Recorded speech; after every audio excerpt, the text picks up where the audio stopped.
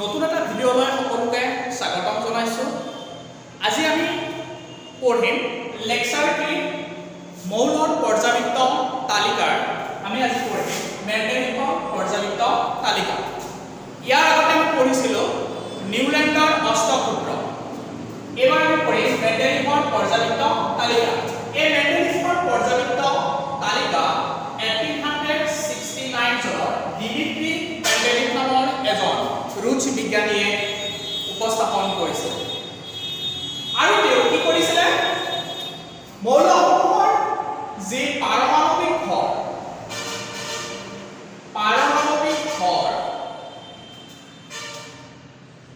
মৌলিক ধৰ্ম আৰু ইয়াৰ ৰাসায়নিক ধৰ্মৰ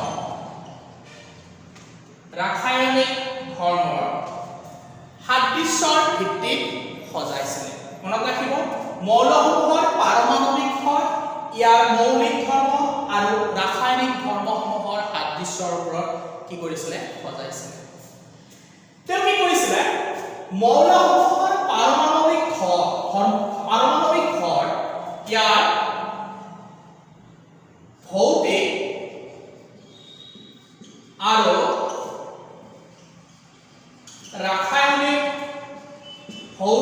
আৰু ৰাসায়নিক ধৰ্মৰ সম্পৰ্ক পৰীক্ষা কৰিছে।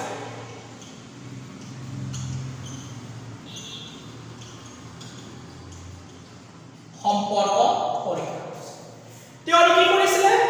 পাৰমাণৱিক ভৰৰ লগত ভৌতিক আৰু ৰাসায়নিক ধৰ্মৰ সম্পৰ্ক কি কৰিছিলে, পৰীক্ষা কৰিছিলে। এই মেণ্ডেলিফে পিছত তেওঁ কি কৰিছিলে,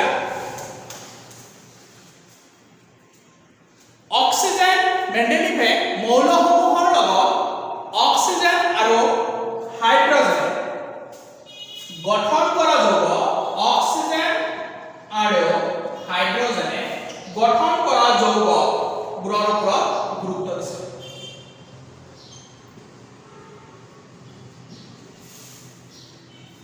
গুৰুত্ব দিছে। কি কয়, এই মৌলসমূহে অনলি কাৰ লগত, অক্সিজেন আৰু হাইড্ৰজেনৰ লগত কি কৰে, যৌগ গঠন কৰে। তে এই অক্সিজেনৰ লগত যৌগ গঠন কৰিলে ইয়াক অক্সাইড বুলি কোৱা হয়, আৰু হাইড্ৰজেনৰ লগত যৌগ গঠন কৰিলে ইয়াক হাইড্ৰাইড বুলি কোৱা হয়। এই অক্সাইড আৰু হাইড্ৰাইড কি আছিলে, অতি সক্ৰিয় আছিলে। আৰু এই অক্সাইড আৰু হাইড্ৰাইড যি যৌগ, এই যৌগসমূহ কি আছিলে, ইয়াৰ অন্যতম মূল ধৰ্ম আছে। কি কৰিছিলে, এই মেণ্ডেলিফে পৰৱৰ্তী সময়ত কি কৰিছিলে, এই 1869 চনলৈ প্ৰায় 63টা মৌল পোৱা গৈছিল। এই 63টা মৌলৰ কাৰণে প্ৰতিটো মৌলৰ কাৰণে একোখনকৈ কাৰ্ড বনাইছিলে, আৰু এই প্ৰতিখন কাৰ্ডত তেওঁ মৌলসমূহৰ ধৰ্ম লিখি উলিয়াইছিলে। আৰু এই মৌলসমূহৰ ধৰ্ম লিখাৰ লগতে ইহঁতৰ পাৰমাণৱিক যি ভৰ আছে, এই পাৰমাণৱিক ভৰৰ ঊৰ্ধ্বক্ৰমত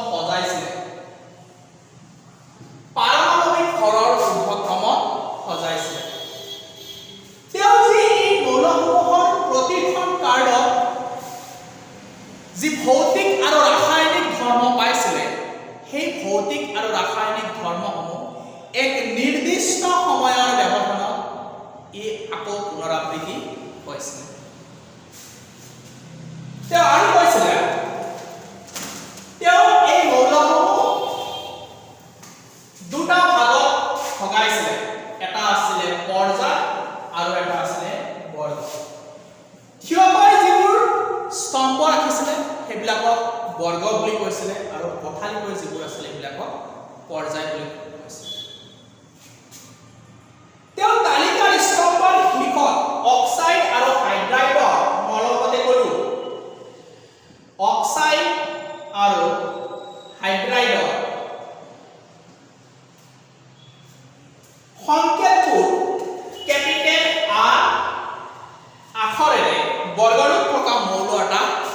বুজাইছে তেওঁ এই যি তালিকা প্ৰস্তুত কৰিছিল এই তালিকাৰ শীৰ্ষত অক্সাইড আৰু হাইড্ৰাইড লিখিছিল আৰু তাত ইয়াক কেপিটেল আৰ আখৰেৰে যৌগ এটা বুজাইছে যদি আমি এনেকৈ বুজো R প্লাস অক্সিজেন তেনেহলে কি হ'ব RO2 সো আমি এনেকৈ যদি এটা एग्जांपल লওঁ কাৰ্বন প্লাস অক্সিজেন তেনেহলে কি হ'ব কাৰ্বন অক্সাইড তাৰ মানে এই R এৰ কাক বুজাইছে কাৰ্বন পৰমাণু বুজাইছে তেওঁ এনেকৈ কি কৰিছিল সজাবলৈ চেষ্টা কৰিছিল পৰৱৰ্তী সময়ত তেওঁ এই মেণ্ডেলিফৰ পৰ্যাবৃত্ত সূত্ৰ নামৰ এটা সূত্ৰ তেওঁ দিছিল সেই সূত্ৰমতে আছিল মৌলবোৰৰ ধৰ্ম ইহঁতৰ পাৰমাণৱিক ভৰৰ পৰ্যায়ক্ৰমে সলনি হয় মৌলবোৰৰ ধৰ্ম ইহঁতৰ পাৰমাণৱিক ভৰৰ পৰ্যায়ক্ৰমে সলনি হয় চাওক কেনেকৈ এই মেণ্ডেলিফৰ পৰ্যাবৃত্ত সূত্ৰৰ মৌলবোৰৰ ধৰ্মবোৰ ইহঁতৰ পাৰমাণৱিক ভৰৰ পৰ্যায়ক্ৰমে সলনি হয় ইয়াক মেণ্ডেলিফৰ পৰ্যাবৃত্ত সূত্ৰ বুলি অলপ আগতে আমি পালো যে মৌলসমূহৰ যি ধৰ্ম আছে হেয়া পাৰমাণৱিক ভৰৰ যি পৰ্যায়ক্ৰমে সলনি হয় ইয়াকে মেণ্ডেলিফৰ কি বুলি কোৱা হয় পৰ্যাবৃত্ত সূত্ৰ বুলি কোৱা হয় এই মেণ্ডেলিফৰ পৰ্যাবৃত্ত সূত্ৰৰ যি পৰ্যাবৃত্ত তালিকা প্ৰস্তুত কৰিছিল এই তালিকাত মানি চলা তিনিটা নীতি মই ইয়াতে লিখিছো তোমালোকক আগতে কৈ লৈছো ক্লাছৰ প্ৰথমতে মৌলসমূহৰ কি হয় পাৰমাণৱিক ভৰৰ সৈতে ইহঁতৰ ভৌতিক আৰু ৰাসায়নিক ধৰ্মৰ পৰীক্ষা কৰা মই অলপ আগতে কৈছো তোমালোকক যে মৌলসমূহৰ যি পাৰমাণৱিক ভৰ আছে সেই মৌলসমূহৰ পাৰমাণৱিক ভৰৰ লগত যাৰ ভৌতিক আৰু ৰাসায়নিক ধৰ্মসমূহৰ কি সাদৃশ্যতা সিহঁতৰ কি মিল আছে সেইবোৰ কি কৰিছিল পৰীক্ষা কৰিছিল ভৌতিক আৰু ৰাসায়নিক ধৰ্ম বুলিলে আমি এনেকৈ বুজো উতলাংক গলনাংক এই কাৰ সৈতে বিক্ৰিয়া কৰে এইবোৰ কিছুমান ধৰ্ম সিহঁতে কি কৰিছিল পৰ্যালোচনা কৰিছিল কি কৰিছিল আৰু কৈছিল যে মেণ্ডেলিফে কি কৰিছিল মৌলসমূহৰ লগত অক্সিজেন আৰু হাইড্ৰজেনৰ কি কৰিছিল বিক্ৰিয়া ঘটাইছিল আৰু অক্সিজেনৰ লগত বিক্ৰিয়া কৰি অক্সাইড আৰু হাইড্ৰজেনৰ লগত বিক্ৰিয়া কৰি যি হাইড্ৰাইড যৌগ গঠন কৰিছিল তাৰ ওপৰত তেওঁ বেছিকৈ কি হৈছিল গুৰুত্ব দিছিল তাৰ মূল কাৰণটোৱে আছিল অক্সাইড আৰু হাইড্ৰাইড আছিল অতি সক্ৰিয় মৌলসমূহৰ পাৰমাণৱিক ভৰ ঊৰ্ধ্বক্ৰমৰ তালিকাত শ্ৰেণীবদ্ধ কৰা মেণ্ডেলিফৰ যি পৰ্যাবৃত্ত তালিকা তাৰ মেইন বেচিছটোৱে আছিল যে পাৰমাণৱিক ভৰৰ ঊৰ্ধ্বক্ৰমত মৌলসমূহ সজোৱা মনত ৰাখিবা এই পাৰমাণৱিক ভৰৰ ঊৰ্ধ্বক্ৰমত যি সজাইছিল তাৰ লগে লগে তেওঁ কি কৰিছিল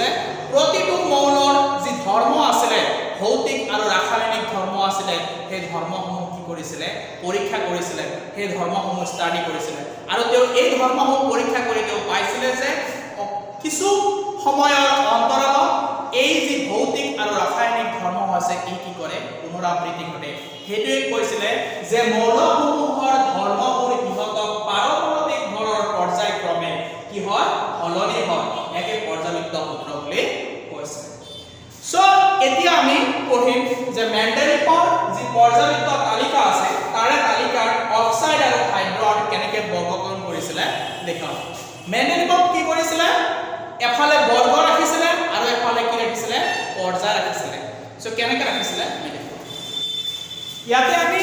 সৰুকে মেণ্ডেলিফৰ পৰ্যাবৃত্ত তালিকাখন দেখাবলৈ যত্ন কৰিম প্ৰথমে চোৱা ইয়াতে বৰ্গ আছে ৰোমান সংখ্যা দিয়া আছে 1 2 3 4 5 6 7 8টা বৰ্গ আছে আৰু ইয়াত অক্সাইড আছে আৰু হাইড্ৰাইড আছে ইয়াত R2O RO R2O3 এটা সব গোটেইকেইটা অক্সাইড আছে OO আছে আৰু ইয়াতে হাইড্ৰজেন আছে অক্সিজেন আছে আৰু ইয়াতে হাইড্ৰজেন আছে এইখিনি অক্সাইড আৰু এইখিনি হাইড্ৰজেন এই কি কৰিছিল তো মৌলসমূহৰ পাৰমাণৱিক ভৰৰ পৰ্যায়ক্ৰমে সলনি হৈছিল এই যি থিয় হৈ থকা যিবোৰ স্তম্ভ আছে এইবিলাকক পৰ্যায় বুলি কৈছিল আৰু পথালিকৈ থকা এই গোটেইখিনি ইয়াতে আছে পথালিকৈ থকা এইবিলাকক পৰ্যায় বুলি কৈছিল 1 2 3 4 5 6 এটা দেখিবলৈ পোৱা যায়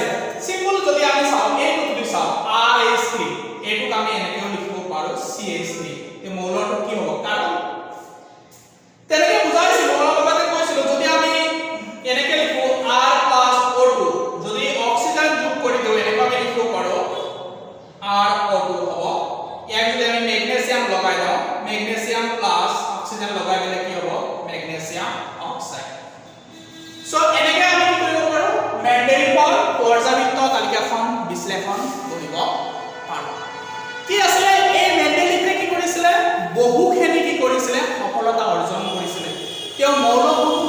প্ৰায় কি কৰিছিলে শ্ৰেণী বিভাজন কৰিছিলে কিন্তু তেওঁৰ কিছুমান সফলতা